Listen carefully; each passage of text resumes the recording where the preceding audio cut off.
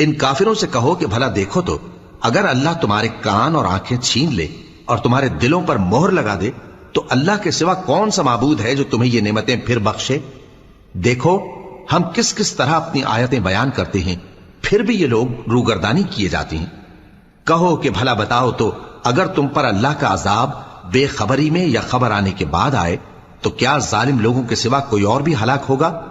اور ہم جو پیغمبروں کو بھیجتے رہے ہیں تو خوشخبری سنانے اور ڈرانے کو، پھر جو شخص ایمان لائے اور نیکوکار ہو جائے تو ایسے لوگوں کو نہ کچھ خوف ہوگا اور نہ وہ غمگین ہوں گے، اور جنہوں نے ہماری آیتوں کو جھٹلایا ان کی نافرمانیوں کے سبب انہیں عذاب پہنچے گا۔ کہہ دو کہ میں تم سے یہ نہیں کہتا کہ میرے پاس اللہ تعالیٰ کے خزانے ہیں، اور نہ یہ کہ میں غیب جانتا ہوں، اور نہ تم سے یہ کہتا ہوں کہ میں فرشتہ ہوں۔ میں تو صرف اس حکم پر چلتا ہوں جو مجھے اللہ کی طرف سے آتا ہے۔ کہہ دو کہ بھلا اندھا اور آنکھ والا برابر